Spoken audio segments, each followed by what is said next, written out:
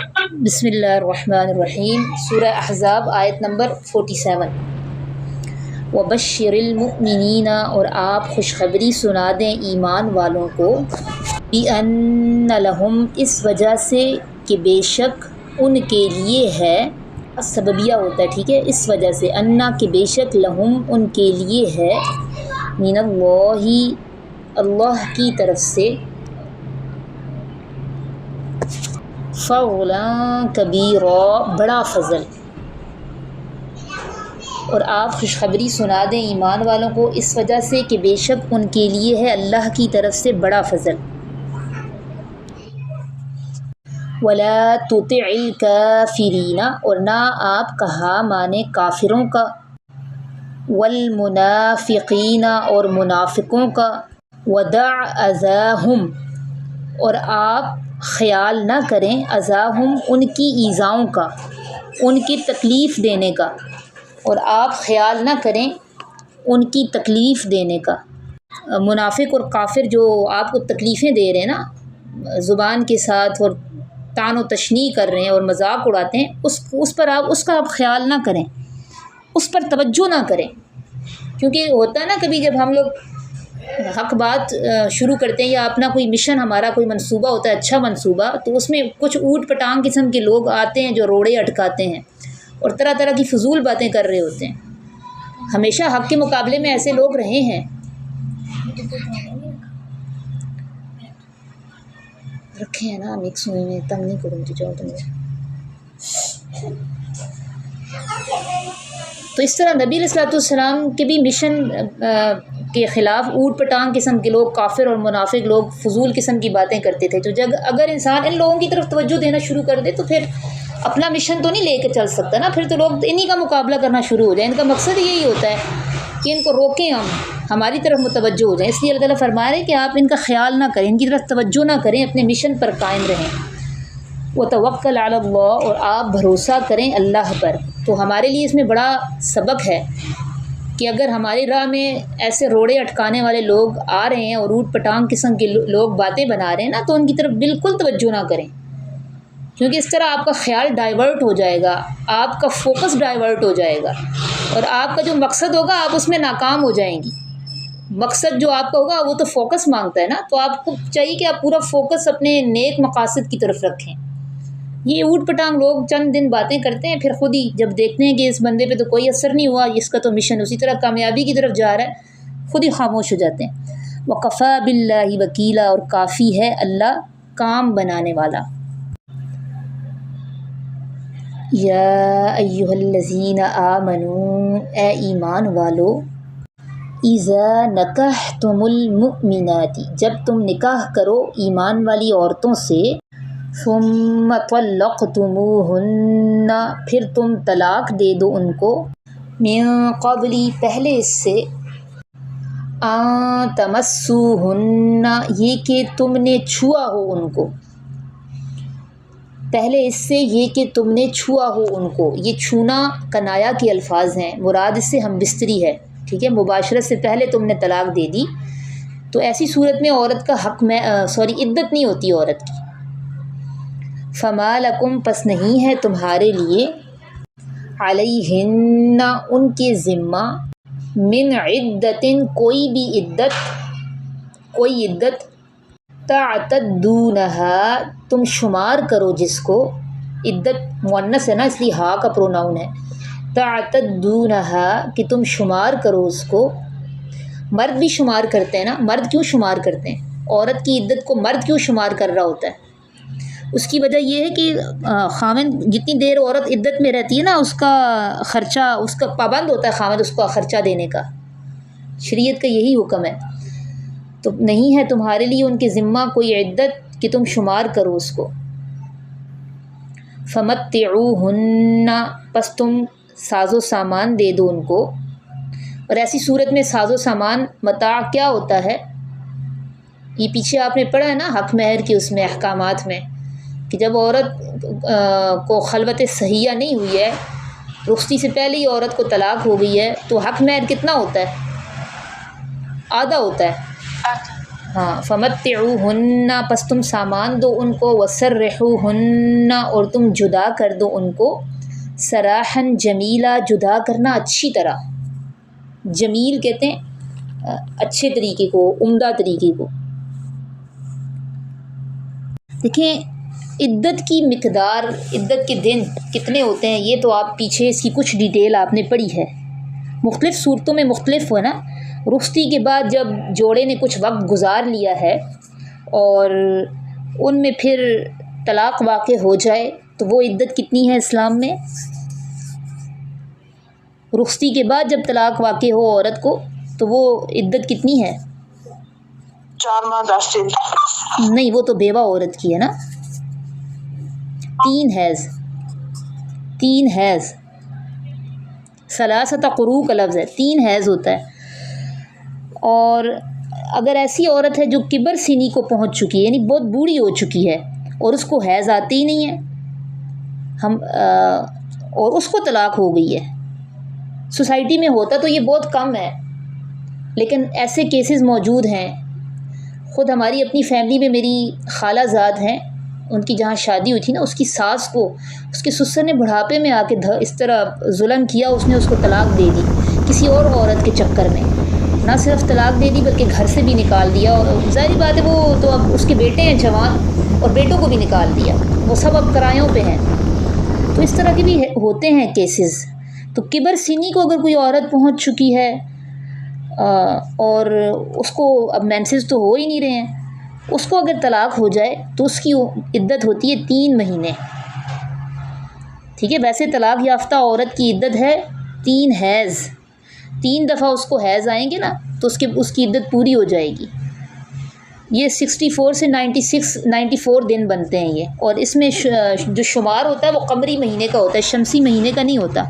اسی طرح اگر کوئی ایسی لڑکی ہے جس کو ابھی حیض شروع ہی نہیں ہوئے اور اس کا نکاح کر دیا اور اس کو طلاق ہو گئی تو اس کی بھی جو ہے عدت کی مدت 3 مہینے ہے۔ اب ایسے کیسز ہمارے پاکستان میں کم ہوتے ہیں لیکن یہ بھی ہوتے ہیں، بعض لوگ کسی مجبوری کے بنا پر چھوٹے بچوں کا نکاح کر دیتے ہیں، اور بعض قبائلی جہاں پہ سسٹم ہے نا وہاں پہ بھی یہ رواج ہوتا ہے کہ چھوٹی بچی جو بھی بالغ نہیں اس کا بھی نکاح کر دیا جاتا ہے۔ تو ایک ایسی لڑکی جو ابھی اس کو حیض نہیں آئے اور اس کو طلاق ہو گئی، یا جو کبر سنی کو پہنچی ہے اور اس کا حیض ختم ہو چکا ہے اس کو طلاق ہوگی، تو ان دونوں کی عدت کتنی ہے؟ 3 مہینے۔ اور بیوہ عورت جس کا خامن فوت ہو جائے وہ بیوہ ہے، اس کی عدت ہے 4 مہینے 10 دن۔ اور اگر عورت حاملہ ہے تو اس کی عدت وضع حمل ہے، چاہے طلاق کے تیسرے دن ہی بچہ پیدا ہو جائے، دوسرے دن ہی پیدا ہو جائے، ٹھیک ہے۔ تو جیسے ہی اس نے حمل وضع کیا نا اس کی عدت پوری ہو جائے گی، خواہ یہ مدت تھوڑی ہو یا زیادہ ہو۔ اور یہ اللہ نے عدت رکھی کیوں ہے؟ تاکہ جو پیٹ میں پلنے والا بچہ ہے نا اس کا نسب برقرار رہے، نسب کی حفاظت کے لیے اللہ تعالیٰ نے یہ رکھا ہے۔ تو طلاق کی ایک صورت یہ بھی ہوتی ہے کہ ابھی میاں بیوی میں ہم بستری نہیں ہوئی ہے، خلوت صحیحہ اس کے لیے لفظ استعمال ہوتا ہے، یہ پیچھے ٹرم میں نے استعمال کی تھی، خلوت صحیحہ۔ خلوت صحیحہ کا مطلب ہے کہ عورت رخصت ہو کر آ گئی ہے اور دونوں تنہائی میں دونوں کو موقع مل گیا ہے، اور اتنا موقع ملا ہے کہ اگر وہ آپس میں ملنا چاہے تو مل سکتے تھے، تو اگر اس صورت میں طلاق ہوئی ہے نا تو پھر تو عدت ہوگی۔ لیکن اگر خلوت صحیحہ نہیں ہوئی، یعنی خلوت کا موقع ہی نہیں ملا اور طلاق ہو گئی ہے، تو اس صورت میں عدت نہیں ہوگی اور حق مہر بھی آدھا ہوگا۔ اور خلوت صحیحہ کے بعد اگر طلاق ہوئی ہے تو عدت بھی ہوگی اور حق مہر بھی پورا ہوگا۔ اور حق مہر یہ مقرر کرنا یہ ضروری ہوتا ہے، ٹھیک ہے۔ اگر کسی نے حق مہر نہیں رکھا اور تذکرہ نہیں کیا نکاح میں تو کیا بعد میں دینا ضروری ہوتا ہے یا نہیں؟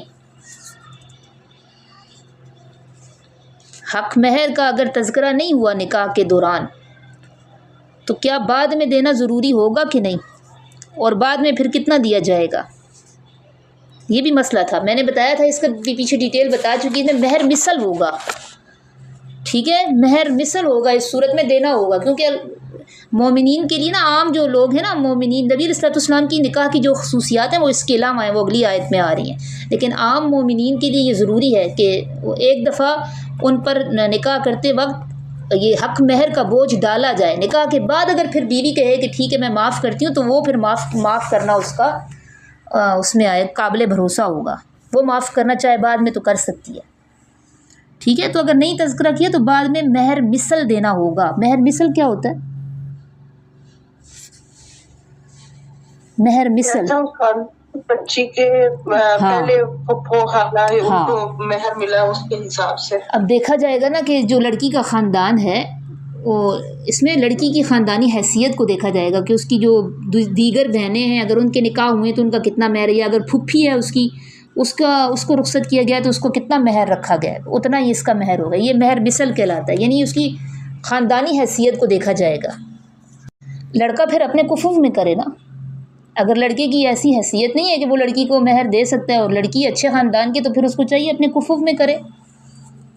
یا اگر لڑکی کا خاندان والے ایگریڈ ہیں اس بات پر، پھر اس میں کوئی ایشو نہیں. آج کل تو حق مہر کا کہاں رہا ہے، آج کل تو اس کو اتنی امپورٹنس دی ہی نہیں جاتی. جب دیکھیں ساری غلط رسمیں کریں گے، لیکن جب حق مہر لکھنے کی باری آئے گی تو کہیں گے مہر فاطمی لکھ دو.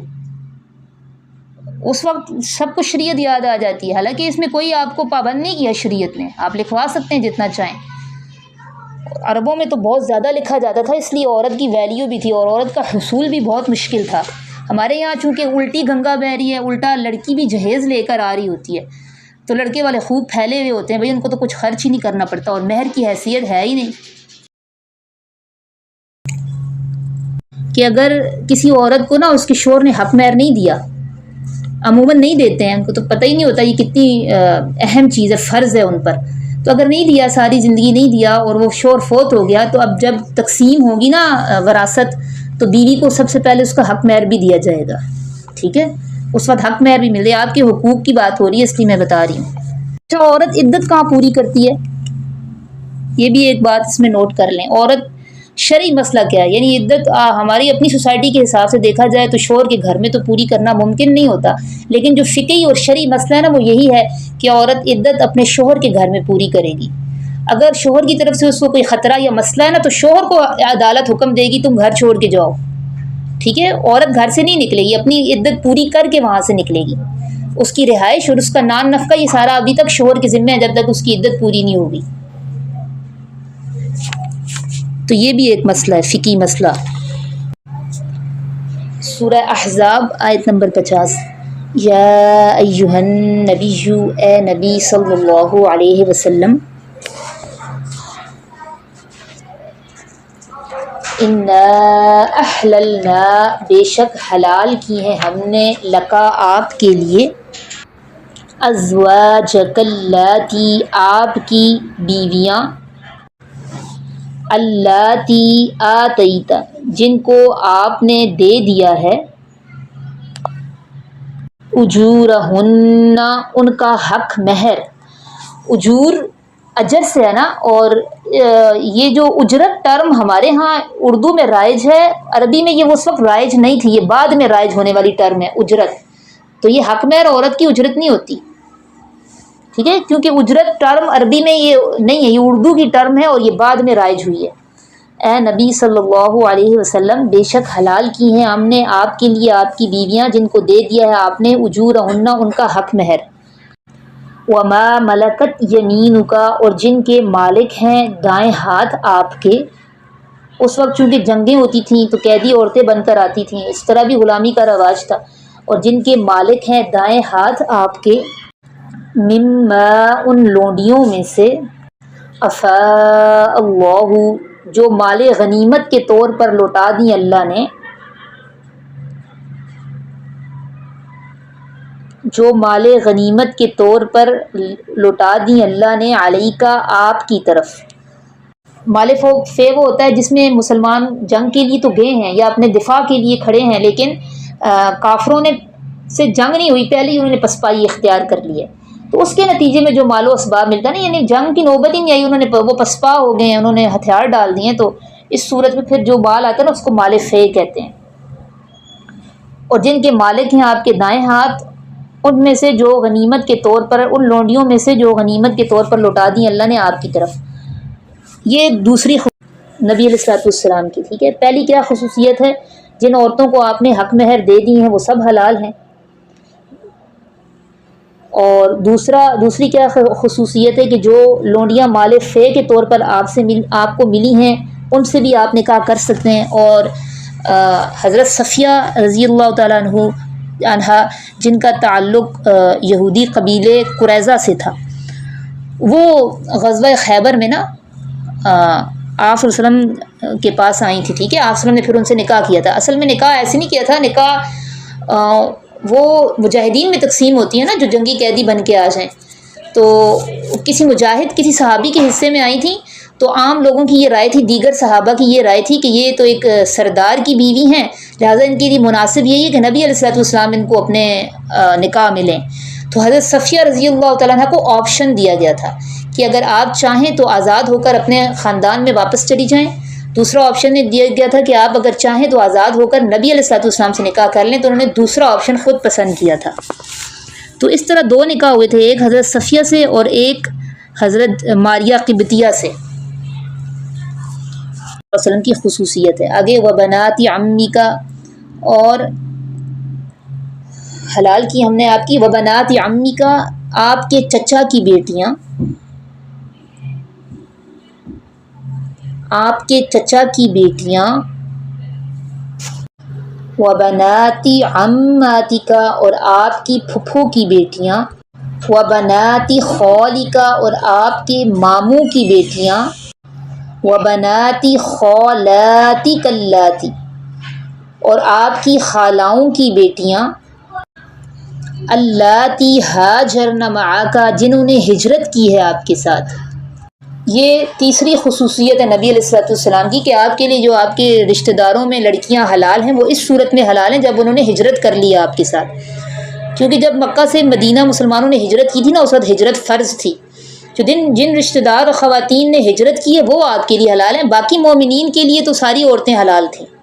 صرف نبی علیہ الصلوۃ والسلام کے ساتھ کی یہ خاصیت ہے کہ آپ صلی اللہ علیہ وسلم نے نکاح کرنا ہے تو صرف اگر اپنے خاندان سے کرنا ہے تو ان عورتوں کے ساتھ کرنا ہے جنہوں نے آپ صلی اللہ علیہ وسلم کے ساتھ ہجرت کی ہے. وامرأۃ مؤمنۃ، اور عورتیں ایمان والی، ان وہبت، اگر وہ ہبہ کر دیں. ہبہ کا مطلب ہوتا ہے بغیر مہر کے آپ کے ساتھ نکاح پر رضامند ہو جائیں. ان چیزوں سے بھی پتہ چلتا ہے دیکھیں اسلام میں مہر کی کتنی ویلیو ہے. اور عورتیں ایمان والی، ام وہبت، اگر وہ ہبہ کر دیں، نفسہا، اپنی ذات کو، للنبی، نبی کریم صلی اللہ علیہ وسلم کے لیے.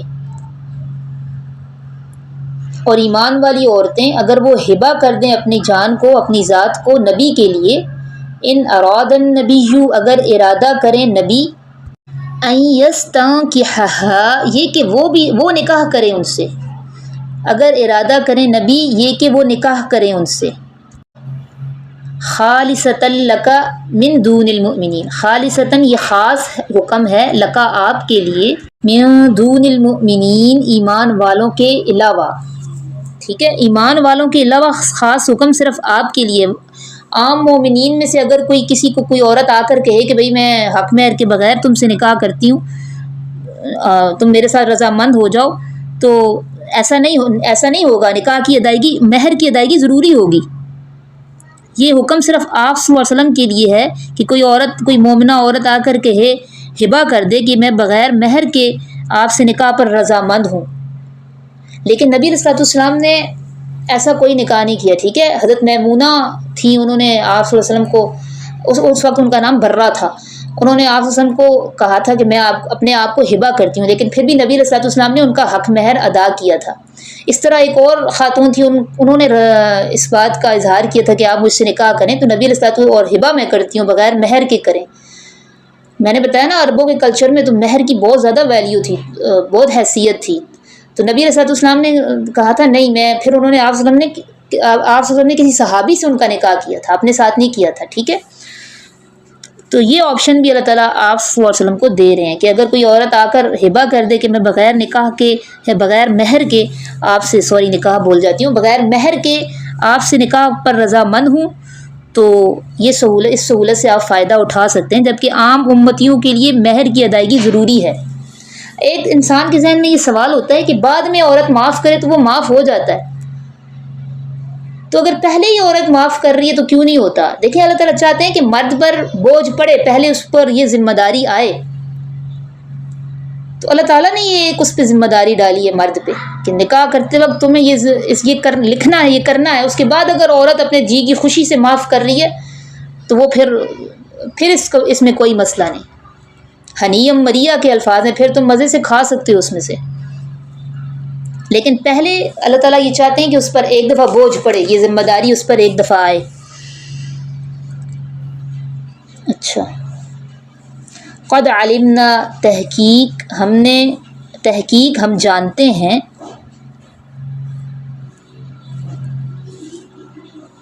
ما فرغنا، جو بھی ہم نے فرض کیا ہے، علیہم، ان پر، یعنی مومنوں پر، ہم پروناؤن جو ہے نا یہ جمع کے لیے استعمال ہوتا ہے، ان مومنوں پر جو بھی ہم نے فرض کیا ہم جانتے ہیں، تحقیق ہم جانتے ہیں جو بھی فرض کیا ہم نے، علیہم، ان مومنوں پر، فی ازواجہم، ان کی بیویوں کے بارے میں۔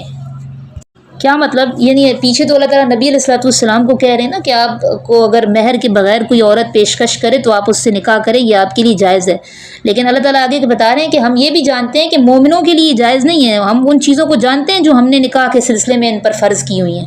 وہ کیا چیزیں ہیں؟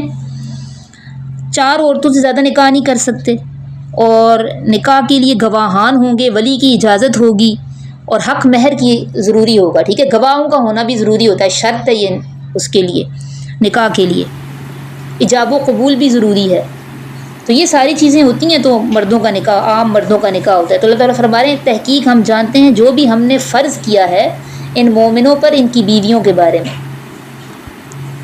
وما ملکت ایمانہم، اور ہم یہ بھی جانتے ہیں جو ہم نے فرض کیا ہے ان پر جن کے مالک ہیں ان کے دائیں ہاتھ، تو آپ صرف اتنا مطلب لکھیں، اور وما ملکت ایمانہم، اور جن کے مالک ہیں ان کے دائیں ہاتھ۔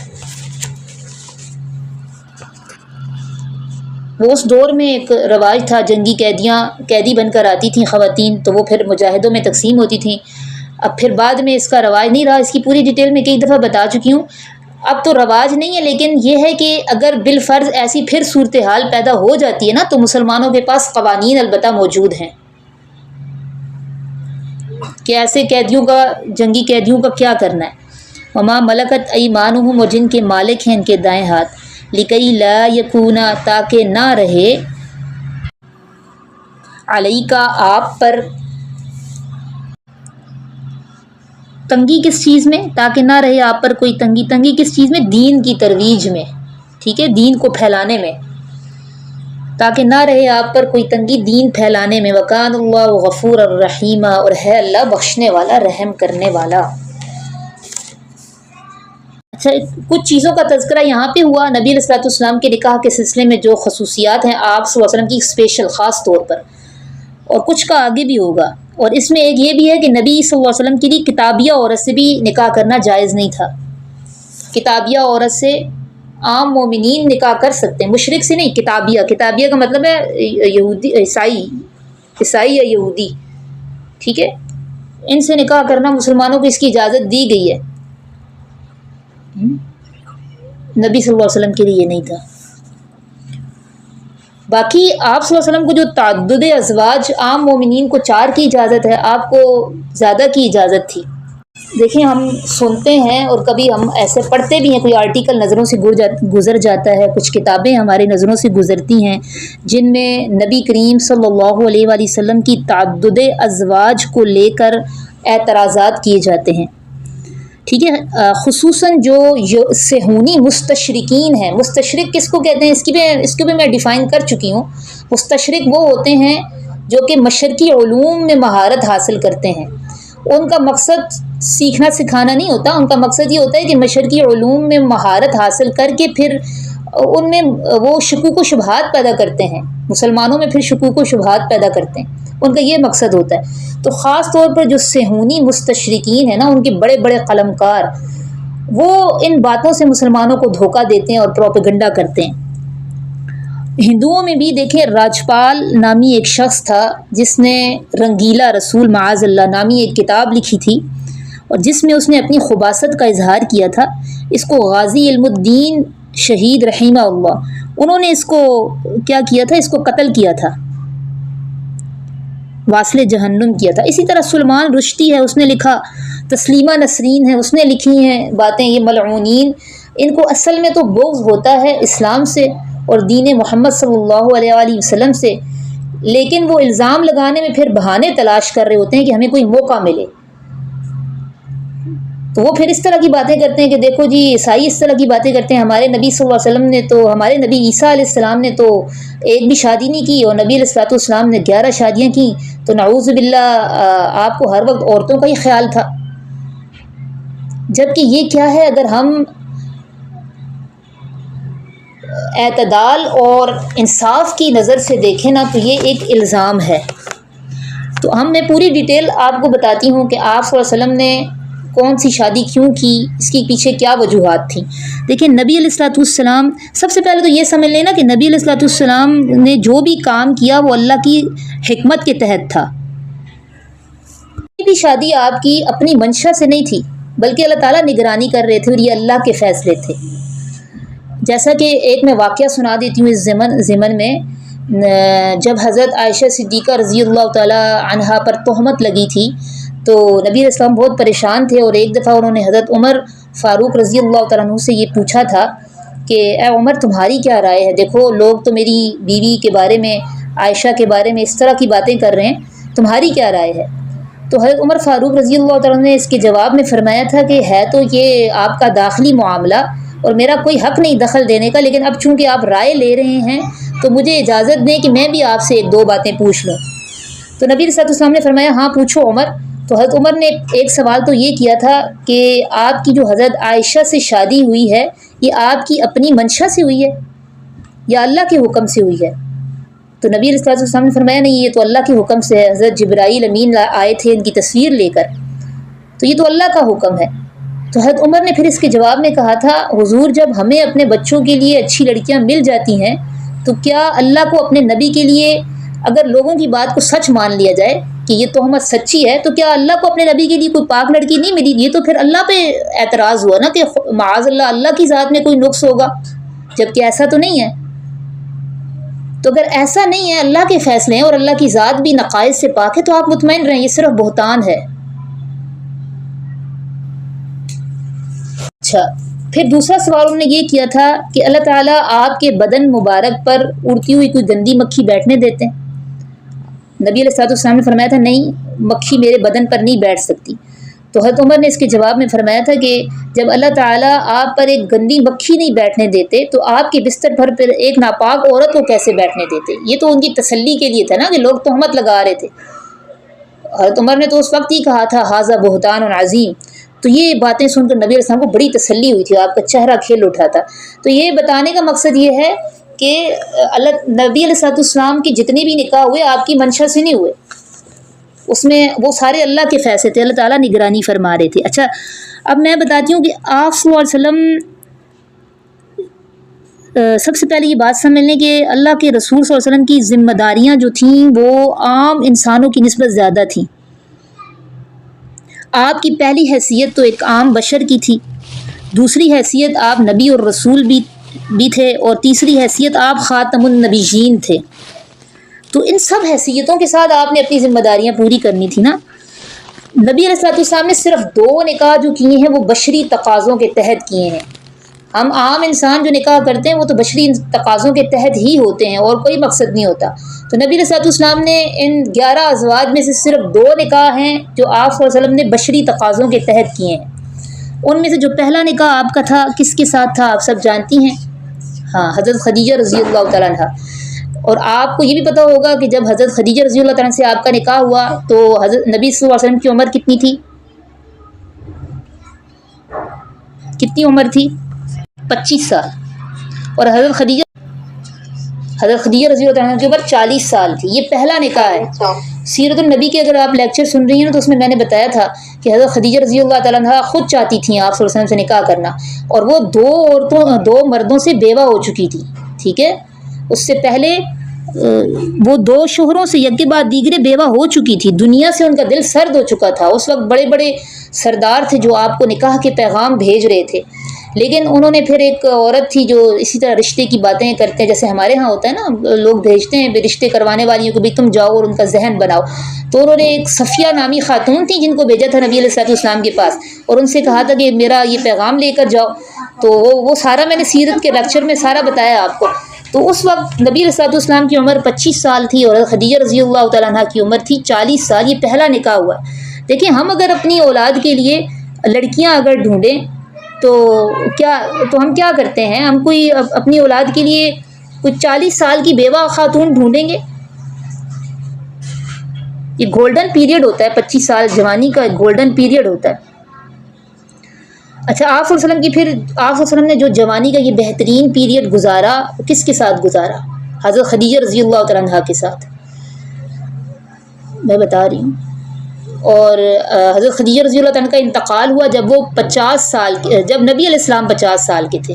ٹھیک ہے، یعنی آپ صلی اللہ علیہ وسلم نے یہ 25 سال حضرت خدیجہ رضی اللہ تعالیٰ عنہا کے ساتھ ہی گزارے، کوئی دوسرا نکاح نہیں کیا. پھر جب حضرت خدیجہ رضی اللہ تعالیٰ عنہ فوت ہو گئیں اور نبی علیہ السلام کی عمر 50 سال تھی، اور اس وقت آپ صلی اللہ علیہ وسلم کے گھر میں 2 بیٹیاں تھیں، حضرت ام کلثوم اور حضرت فاطمہ رضی اللہ تعالیٰ عنہ. تو ان کی تربیت کا مسئلہ تھا. آپ صلی اللہ علیہ وسلم چاہتے تھے کہ ان کی پرورش اور ان کی تربیت کے لیے کوئی ہو، گھر کی دیکھ بھال کرنے والا کوئی نہیں رہا تھا. تو تب آپ صلی اللہ علیہ وسلم نے پھر ایک سن رسیدہ خاتون سودا بنت زمعہ سے دوسرا نکاح کیا. یہ آپ صلی اللہ علیہ وسلم کی دوسری زوجہ تھیں. اور آپ کو پتہ ہے ان کی عمر کتنی تھی؟ ان کی عمر تھی 55 ایئرز اولڈ، 55 سال. یعنی پہلا نکاح 40 سال کی عمر کی عورت سے کر رہے ہیں، دوسرا نکاح 55 سال کی عمر کی عورت سے. حضرت سودا بھی بیوہ خاتون تھی. سودا جب مسلمان ہو گئی تھی اور مکے والوں نے ان پر زندگی تنگ کر دی تھی، تو یہ اپنے شوہر کے ساتھ حبشہ انہوں نے ہجرت کی تھی. کچھ عرصے بعد پھر ان کے شوہر کا انتقال ہو گیا تھا، یہ بیوہ ہو گئی تھی. چنانچہ نبی علیہ الصلوۃ والسلام نے ان کی تعلیف قلبی کے لیے پھر ان سے نکاح کر لیا تھا حضرت سودا سے. اس وقت ان کی عمر تھی 55 سال اور نبی علیہ السلام کی عمر تھی 50 سال، یعنی یہ بھی بیوہ خاتون تھی. سوال یہ پیدا ہوتا ہے کہ نبی علیہ الصلوۃ والسلام کو بھری جوانی میں کسی کنواری حسین دوشیزہ کا رشتہ نہیں ملتا تھا؟ ایسا نہیں تھا. دیکھیں اس وقت تو آپ کو لالچ بھی دیا جا رہا تھا، مشرکین لالچ بھی دے رہے تھے کہ آپ دعوت دین سے باز آ جائیں تو عرب کی سب سے حسین عورت سے آپ کا نکاح کروا دیا جائے گا. لیکن آپ صلی اللہ علیہ وسلم ان چیزوں سے خود ہی بے نیاز تھے. یہ 2 نکاح تھے پہلے جو میں بتا رہی ہوں آپ کو کہ بشری تقاضوں کے تحت تھے. آگے اب دیکھیں تیسرا نکاح کون سا تھا. وہ تھا حضرت عائشہ صدیقہ رضی اللہ تعالیٰ عنہ سے. اور یہ تھا، اس میں تعلیمی مصلحتیں تھیں، کیونکہ نبی علیہ الصلوۃ والسلام کا ایک سٹیٹس، آپ کا ایک جو منصب ہے وہ نبی اور رسول بھی ہے نا، تو اس ضمن میں بھی بہت ساری ذمہ داریاں تھیں. اور اللہ تعالیٰ کی منشا تھی کہ نبی صلی اللہ علیہ وسلم اس ذمہ داری میں اپنی ازواج مطہرات کو بھی شریک کریں تاکہ دین زیادہ سے زیادہ پھیلے. اور جس خاتون کے ذریعے پھر اللہ نے علم و عمل کا ایک بڑا حصہ پھیلایا وہ کون تھی؟ وہ معاون خاتون حضرت عائشہ صدیقہ رضی اللہ تعالیٰ عنہ، جو 9 سال کی عمر میں ان کا نکاح ہوا تھا نبی علیہ الصلوۃ والسلام سے. اور یہ بھی میں نے بتا دیا، آپ صلی اللہ علیہ وسلم کا اپنا انتخاب نہیں تھا، ان کا انتخاب بھی اللہ نے آپ کے لیے کیا تھا. اور ایک روایت میں یہ بھی آتا ہے کہ نبی علیہ الصلوۃ والسلام نے فرمایا کہ حضرت عائشہ سے فرمایا تھا کہ تم مجھے 2 دفعہ خواب میں دکھائی گئی تھی اور کہا گیا تھا یہ آپ کی بیوی ہے. تو حضرت عائشہ نے پہلے نبی علیہ الصلوۃ والسلام سے تربیت پائی، اس کے بعد امت کی رہنمائی کا ایک بہت بڑا انہوں نے کام سر انجام دیا. تو آپ کو پتہ ہے کتنی روایات ہیں ان سے؟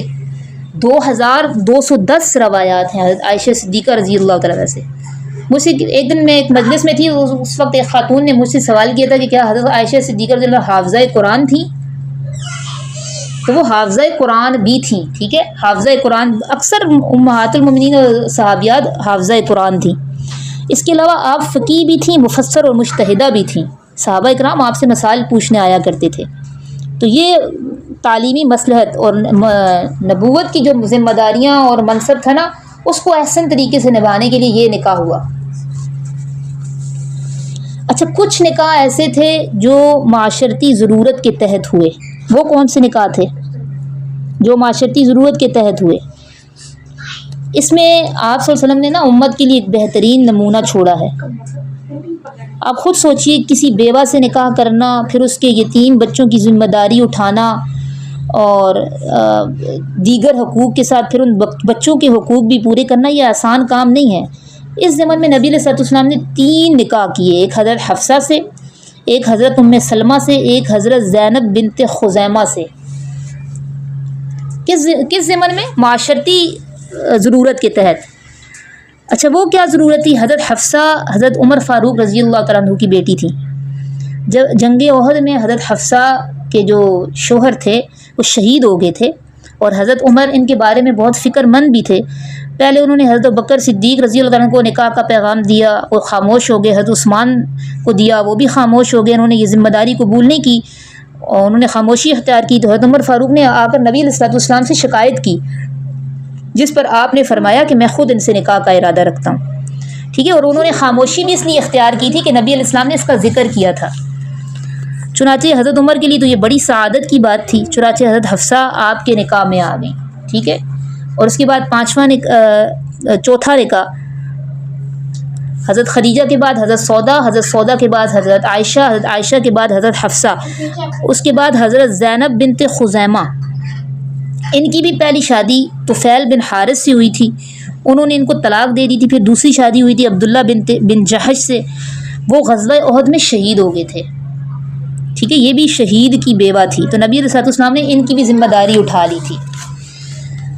اب نبی علیہ الصلوۃ والسلام کے پاس ٹوٹل کتنی بیویاں ہو گئیں؟ 4، اور سورۃ النساء کے قانون کے مطابق تو آپ مزید نکاح نہیں کر سکتے تھے، لیکن کچھ عرصے کے بعد پھر حضرت زینب کا انتقال ہوا تو آپ کے لیے پھر ممکن ہو گیا آپ کسی اور بیوہ کو سہارا دیں۔ چنانچہ 4 ہجری میں حضرت ام سلمہ آپ کے نکاح میں آئیں۔ حضرت ام سلمہ یہ آپ کی پھوپھی زاد بہن تھیں، ٹھیک ہے۔ اب ان سے نکاح کیسے ہوا اس کی بھی کچھ تفصیل ہے۔ حضرت ام سلمہ نے پہلے حبشہ کی طرف ہجرت کی تھی، پھر وہ مکہ آئیں، تو جب لوگ مدینہ سے ہجرت کا حکم ہوا لوگوں کو، تو مکہ سے لوگ مدینہ جا رہے تھے، تو انہوں نے بھی سوچا میں اپنے شوہر ابو سلمہ کے ساتھ، چونکہ اس وقت ہجرت فرض تھی، تو یہ بھی اپنے شوہر ابو سلمہ کے ساتھ روانہ ہوئی تھیں۔ لیکن جو ان کی سسرالی فیملی تھی نا، انہوں نے راستے میں ان کو روک لیا تھا، ان سے بیٹا بھی چھین لیا تھا، اور ابو سلمہ نے پھر اکیلے ہجرت کی تھی۔ ام سلمہ 1 سال تک جدائی کی تکلیف برداشت کرتی رہی تھی، پھر خاندان والوں نے رحم کیا اور جانے کی اجازت دی، اور بیٹا بھی واپس کیا تھا ان کو، تو 1 سال کے بعد یہ پھر واپس مدینہ آئی تھیں، اپنی فیملی سے، اپنے شوہر سے آ کر ملی تھیں۔ پھر 3 ہجری میں غزوہ احد ہوا تھا، ابو سلمہ زخمی ہو گئے تھے اور کچھ وقت بیمار رہنے کے بعد فوت ہو گئے تھے، یوں ام سلمہ بیوہ ہو گئی تھی، اور ان کے ساتھ ان کے 4 بچے بھی تھے جو کہ یتیم ہو گئے تھے، باپ کی شفقت سے محروم ہو گئے۔ تو نبی علیہ الصلوۃ والسلام نے پھر ان کا خیال کرتے ہوئے نا ان سے نکاح کر لیا۔ اب ان کے جو 4 بچے ہیں وہ بھی نبی علیہ الصلوۃ والسلام کے سایہ عاطفت میں پرورش پانے لگے تھے، ٹھیک ہے۔ تو یوں حضرت ام سلمہ سے نکاح ہوا، اور بعض نکاح آپ صلی اللہ علیہ وسلم نے دینی اور شرعی مصلحتوں کے تحت کیے۔ یہ جو 3 نکاح میں نے تذکرہ کیا یہ معاشرتی ضرورت کے تحت تھے، کہ یہ شہداء کی بیوہ تھی ساری۔ دینی اور شرعی مصلحت کے تحت ایک ہی نکاح ہوا، جس کا یہاں پہ میں نے تذکرہ کر دیا، پہلے بھی ہوا ہے نا، آیت نمبر 33 سے 37 تک جو آپ نے زینب بنت جحش کا پورا واقعہ پڑھا ہے۔ آپ صلی اللہ علیہ وسلم خاتم النبیین ہے نا، آپ صلی اللہ علیہ وسلم نے علم اور عمل کے اعتبار سے اب دین کی بھی تکمیل کرنی ہے، اور دین کے نام پر جو اس وقت جہالت، زمانہ جاہلیت سے غلط نظریات رائج تھے ان کو بھی ختم کرنا ہے، ان کی بھی اصلاح کرنی ہے۔ وہ باطل رسمیں جو اس کلچر میں ویلیوز کی حیثیت اختیار کر چکی تھی ان کا بھی قلع کما کرنا ہے، اور انہی میں ایک رسم تھی متبنہ بیٹے کی بیوہ یا مطلقہ کے ساتھ نکاح کو حرام سمجھنا۔ وہ ایک تصور ایسا ذہنوں میں بیٹھ چکا تھا نا کہ لوگ اس کے خلاف سوچنا بھی مشکل محال سمجھتے تھے۔ جیسے آج ہمارے ہاں جہیز کا تصور ایسا بیٹھ چکا ہے کہ ہمارے ہاں لوگ اس کے خلاف سوچنا محال سمجھتے ہیں۔ خود لڑکیاں کسی لڑکی کی شادی اگر جہیز کے بغیر کر دیں اس کو بڑا آکورڈ فیل ہوگا، وہ تو کہے گی پتہ نہیں میرے ساتھ کتنی بے انصافی ہو گئی ہے، اس کو بہت برا خود محسوس ہوگا، کیونکہ یہ چیز بہت زیادہ اشروں سے چلتی آ رہی، کئی سالوں سے چلتی آ رہی ہے، تو یہ اتنی رائج ہو چکی ہے کہ اب اس کے خلاف سوچنا بھی مشکل ہے۔ تو اس سوسائٹی میں نا متبنہ بیٹی کی بیوہ یا مطلقہ سے شادی وہ اتنا ہو گیا تھا کہ لوگوں کے لیے اس کے خلاف سوچنا بھی مشکل تھا۔ تو اللہ تعالیٰ نے اس رسم کو توڑنے کے لیے نبی علیہ السلام کو کہا کہ آپ زینب بنت جحش سے نکاح کریں، تو یہ دینی اور شرعی مصلحت کے تحت تھا نکاح۔ اس کے بعد یہ جو آیت نمبر 50 ہے نا، اس میں اللہ تبارک و تعالیٰ نے یہ بتا دیا تھا تعدد ازواج کا جو خصوصی قانون ہے وہ آپ کے لیے بنا دیا تھا، ٹھیک ہے؟ تو اس کے پیش نظر پھر آپ نے مزید نکاح بھی کیے۔ پھر مزید جو نکاح ہوئے نا، نبی علیہ الصلوۃ والسلام کو جزیرہ نما عرب میں اللہ نے سیاسی غلبہ بھی دینا تھا۔ اب سیاسی غلبے کے حصول کے دو طریقے تھے، یا تو آپ صلی اللہ علیہ وسلم جنگ کرتے یا تدبیر کرتے۔ اگر جنگ والا راستہ اپنایا جاتا نا تو دوسری سائڈ سے بھی تو انتقامی نفسیات پیدا ہوتی، تو یہ انتقامی نفسیات پھر اصلاح کی راہ میں رکاوٹ ہوتی، پھر لوگ کم مسلمان ہوتے، پھر یہ مشکل ہوتا۔ تو آپ صلی اللہ علیہ وسلم نے تدبیر اختیار کی۔ وہ تدبیر کیا تھی؟ آپ نے مختلف قبائل میں نکاح کر کے رشتہ داری پیدا کی، اور یہ تدبیر آپ نے عرب کی جو ایک مخصوص معاشرت ہے، مخصوص کلچر ہے، اس کو مد نظر رکھ کر اختیار کی۔ دیکھیں آج اگر ہماری کوئی لڑکی سندھ سے پنجاب جاتی ہے، پنجاب سے سندھ آ جاتی ہے، تو یہ شادی کامیاب نہیں ہوگی، کیونکہ یہاں کا کلچر بالکل اپوزٹ ہے، یہاں کا رہن سہن، یہاں کی بولیاں، یہاں کا سب کچھ اپوزٹ ہے۔ وہ لڑکی ایڈجسٹ نہیں ہو سکے گی، یہاں سے جو لڑکی وہاں جائے گی وہاں ایڈجسٹ ہونا اس کے لیے مشکل ہوگا، الا ماشاء اللہ کچھ ہو سکتا ہے، کچھ شادیاں ایسی ہوں جو کامیاب ہو گئی ہوں۔ تو وہ نبی علیہ الصلوۃ والسلام نے عرب کی جو مخصوص معاشرت ہے اس میں کیا ایسی چیز تھی جس کو مد نظر رکھ کر نبی علیہ الصلوۃ والسلام نے قبائلی لوگوں میں نکاح کیے اور وہاں رشتہ داریاں پیدا کی۔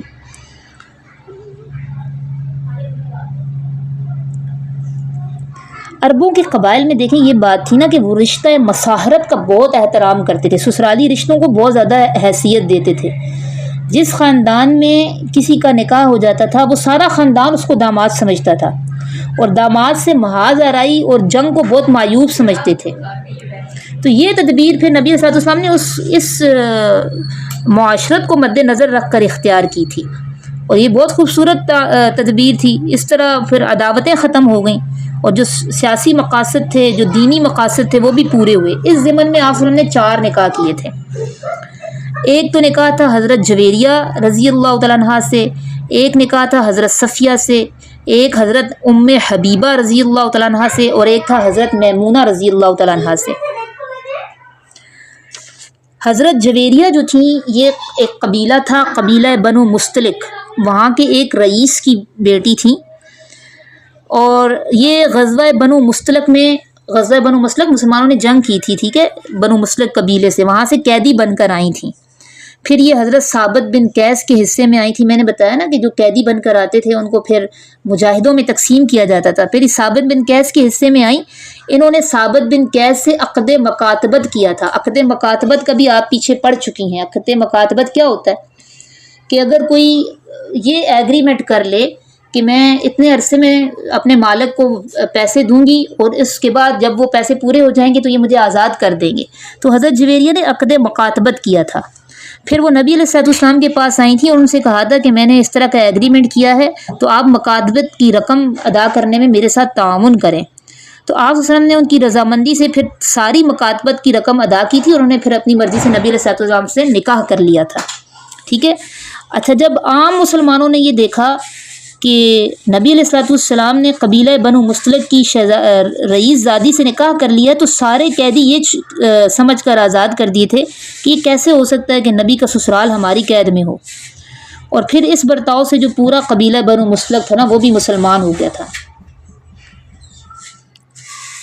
اس طرح حضرت صفیہ میں نے بتایا وہ بنو قریظہ سے ان کا تعلق تھا، اور یہ غزوہ خیبر میں قیدی بن کر آئی تھیں۔ ان کے خامن قتل ہو گئے تھے، اور یہ ایک مجاہد تھے حضرت دحیہ کلبی، ان کے حصے میں آئی تھیں۔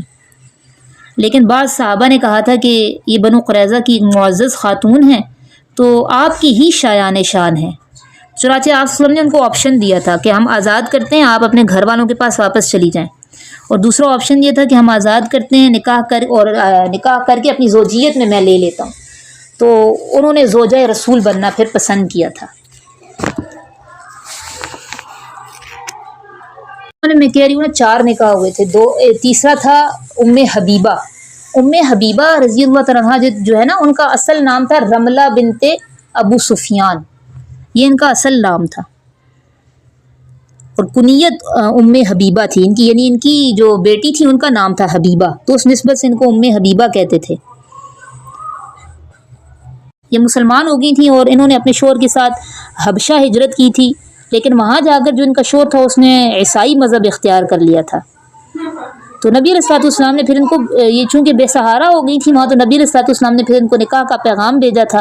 اچھا، ان کے جو والد تھے نا ابو سفیان، آپ کو پتہ ہی ہے غزوہ بدر میں بھی تھے، غزوہ احد میں بھی، اور کتنا کٹر دشمن تھا مسلمانوں کا، لیکن جب ان کا نکاح ہوا تھا تو اس کی دشمنی جو تھی نا وہ پھر ختم ہو گئی تھی ان کے نکاح کے بعد، کیونکہ اب وہ داماد بن گئے تھے نبی علیہ الصلوۃ والسلام، تو ان کے مد مقابل آنے سے پھر گریز کرتا تھا۔ پھر اس کے بعد وہ خود ہی دائرہ اسلام میں بھی داخل ہو گئے تھے کچھ عرصے بعد۔ تو یہ سیاسی تدابیر تھی کچھ۔ اور ایک اور نکاح جو ہوا تھا وہ ہوا تھا حضرت میمونہ سے۔ ان کی یہ دو میں نے گروپ میں بھی بھیجے ہیں چونکہ صبح میں بتانے سے رہ گئے تھے۔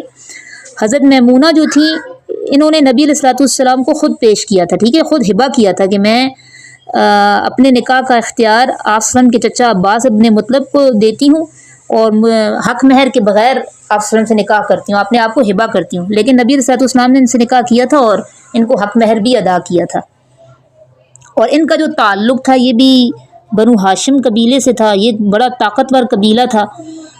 تو جب ان کا نکاح ہوا نبی علیہ الصلوۃ والسلام سے تو ان کے قبیلے کے کئی بااثر لوگ تھے جنہوں نے اسلام قبول کیا، جن میں حضرت خالد بن ولید ایک بڑے کمانڈر تھے، حضرت عمر ابن عاص اور حضرت عثمان ابن طلحہ، ٹھیک ہے۔ تو یہ جو چار نکاح تھے جن کا میں نے آخر میں ذکر کیا، یہ کس کے لیے تھے؟ سیاسی اور ملی مقاصد کے لیے، جس سے دائرہ اسلام جو ہے نا بغیر جنگ کے بڑا وسیع ہوا۔ سبحان ربک رب العزت عما یصفون وسلام علی المرسلین والحمد للہ رب العالمین۔ ربنا تقبل منا انک انت السمیع العلیم۔ یہ میں نے آپ لوگوں کو اس لیے بھی ڈیٹیل بتائی ہے کہ آج چونکہ لوگوں کے پاس دین کا علم نہیں ہوتا اور یقین اندر کمزور ہیں، ایمان اور یقین کمزور ہیں، تو لوگ ان شکوک و شبہات میں بہت زیادہ آتے ہیں۔ میں نے تو آپ لوگوں کے ساتھ صرف یہ تذکرہ کیا نا کہ اس میں صہیونی مستشرقین اور ہندو اور عیسائی اس طرح کی باتیں پھیلاتے ہیں، لیکن مجھے بڑے افسوس کے ساتھ یہ کہنا پڑ رہا ہے کہ خود مسلمان بھی اس میں شریک ہیں۔ ہمارا ایک گروپ تھا، ادیبوں کا ایک گروپ تھا، اس میں ایک شاعر تھا اور وہ نبی علیہ السلام کی تعدد ازواج کو لے کر عجیب اوٹ پٹانگ باتیں کرتا اور عجیب مذاق اڑاتا۔ عائشہ صدیقہ رضی اللہ تعالیٰ عنہا کی نوعمری میں شادی کو لے کر بڑا مذاق اڑاتا، تو ہمیں حیرت ہوتی ہے مسلمان ہے کیوں دین سے دور ہے نا، ان کو پتہ ہی نہیں ہے ان چیزوں کا، ان کے ذہنوں میں اتنے شکوک و شبہات ہیں، پھر وہ کیسے مسلمان ہیں؟ کلمہ پڑھے ہوئے شک سے بھرے ہوئے ذہن ہیں۔ تو یہ تو کل وقت پڑے گا تو جا کے غیر مسلموں کی گود میں بیٹھنے والے ہیں۔ وہ صرف یہی نہیں بلکہ وہ بہت سی تاریخ کی بہت سی باتوں پر اعتراض کرتا تھا۔ تو خیر آپ لوگوں کو بتانا پھر اس لیے بھی ضروری تھا کہ جب آپ کے سامنے کوئی بات کرے نا تو آپ کے پاس دلائل ہوں، آپ کو پتہ ہو کون سی شادی کس مصلحت کے تحت ہوئی اور اللہ کی منشا کے ساتھ ہوئی ہے۔ یہ فیصلے اللہ تعالیٰ نگرانی کر رہے ہیں، یہ فیصلے اللہ کے ہیں۔ اور یہ نکاح کے معاملے میں اللہ تعالیٰ نے نبی علیہ الصلوۃ والسلام کی یہ خصوصیات دی تھیں۔ پھر جب اگلی آیت آپ پڑھیں گی نا اس میں یہ ہے کہ اللہ تعالیٰ نے پھر کہا تھا کہ اب جتنی بیویاں ہیں آپ کے پاس سے زیادہ کا نکاح آپ نہیں کر سکتے، تو اس وقت نبی علیہ الصلوۃ والسلام کے پاس 9 ازواج تھیں۔ تو آپ صلی اللہ علیہ وسلم نے پھر انہی ازواج کے، جب آپ صلی اللہ علیہ وسلم کا وصال ہوا تو 9 ہی ازواج رہیں۔